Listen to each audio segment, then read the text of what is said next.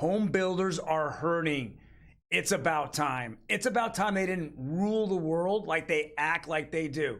We're going to go over an article about that, about the economy. We know there's two big events that are going to happen in the next couple of days. We want to make sure we're on the cutting edge of all the news articles. But first, welcome to Real Estate Daily with the House Heroes. My name is Troy, and every day, Monday through Saturday, we go over the latest news in real estate, housing, and the mortgage market. Hit that subscribe button. Do me a favor. Helps the channel out. We've been growing like crazy. Been up for really about a month and a half, 2 months now. I want to get my 1,000th subscriber. We're right around the corner. We hit our reels. Check our reels out. Also, tonight, very important, we are going to go live as every Tuesday on the What's a Mortgage Instagram page. We go live, me and Min. I talk about the real estate. He talks about the mortgage, giving you the latest and greatest and best information about the mortgage and real estate industry. 9 p.m. tonight, Pacific Standard Time on What's a Mortgage. Well, guys, let's jump into the home builders. First of all, this is from CNBC today. Home builders are boosting incentives as they suddenly struggle to sell homes. Well, hello, people. The last 3 years, they've owned the space. I understand that sellers are in charge, but who's the biggest sellers in the United States? It's the home builders. And yes, they keep raising prices over and over. They are for profit. We understand that. But if they wanted to sell off to several different hedge funds, they did it as well. And that made inventory even tighter. And they were able to make more money off of retail and allow hedge funds to get deals so they can rent out those properties. With that being said, I love this. If you're out there and you're shopping for a home, there are 2 or 3 things I would do. Number one, I'd hire a real estate agent. The builder pays the commission for the real estate agent. It doesn't come out of the price whatsoever. They don't change prices for it.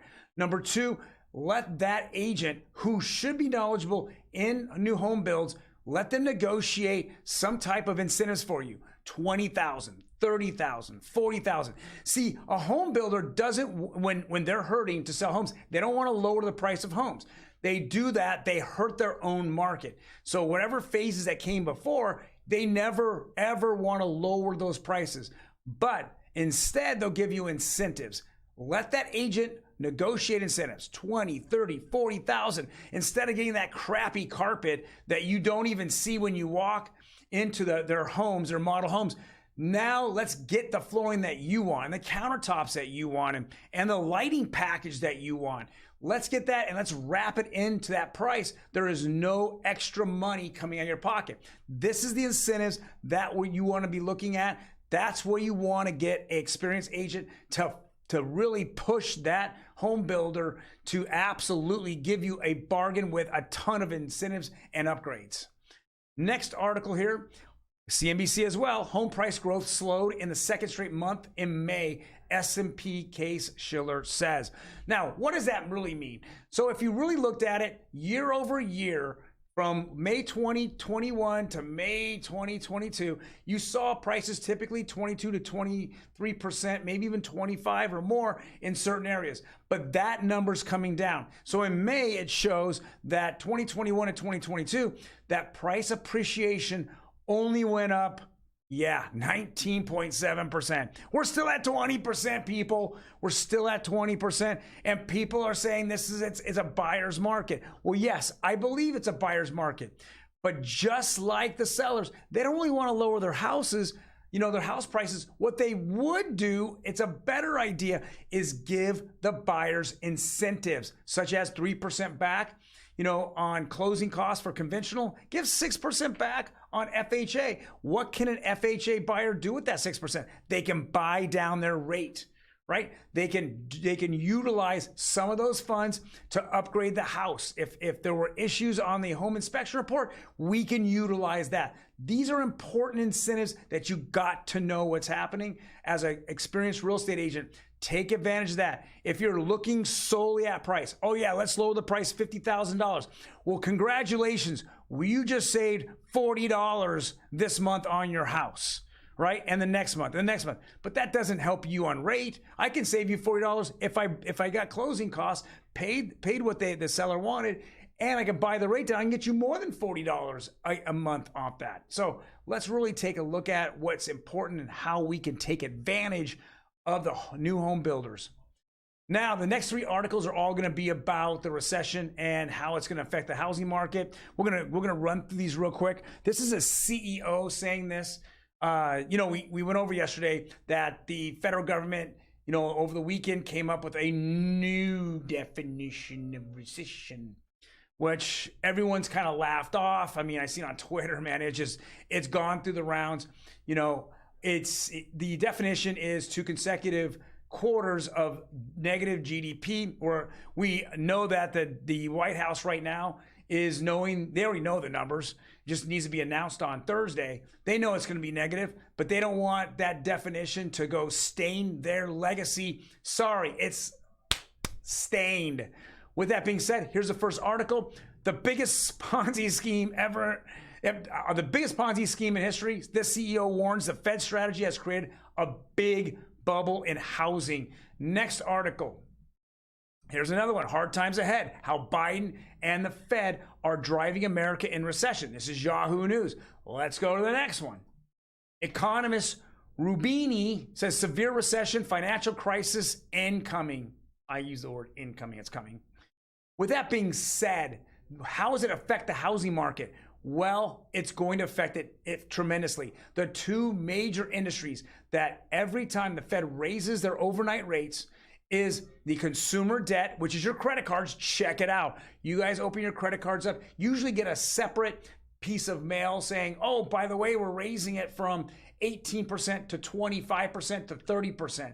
Comes in a separate piece of mail. You usually throw it away because it's usually small and insignificant. It's not your monthly bill. Second is the housing market. And what this does, it puts pressure on the bond market, which then you see interest rates shoot up. We saw interest rates from January to now over double. It went up double, almost triple. We're going to continue to see that. The Fed is on a mission to crush inflation. They've said it over and over. We're going to find out tomorrow what they want to do. Is it 75 basis points? Is it 100 basis points?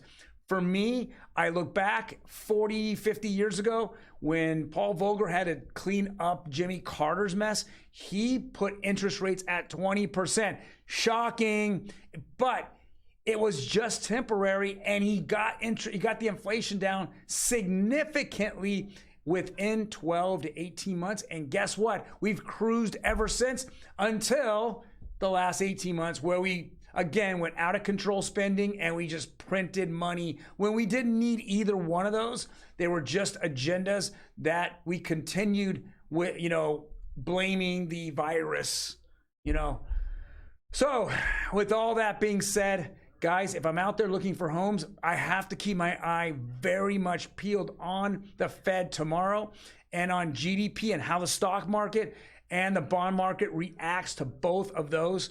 I know today that earnings have come out. 40% of all S&P 500 earnings are out this Tuesday, Wednesday, Thursday, Friday this week. We already know that Walmart missed, and Walmart is very scary. They're telling everyone that they're buying, everyone's buying food, and that their electronics and clothing have gone down significantly. Those are profit centers for them. Food is not, because it's too competitive. That's scary. Now we find out that Google and Microsoft missed. So they're missing now. That isn't good as well. We're seeing the economy crack, but we're still seeing inflation way too high. So there's going to be a struggle and a fight that's going to go on here. Now let's go look at the interest rates. I know that's what people jump into. 5.634. We're looking at conforming. Again, if you look at all these, nothing really changed. Everything is just sitting back, waiting for what's going to happen in the next 48 hours. Then we're going to see probably either a wild swing, or we're going to see them just stay flat.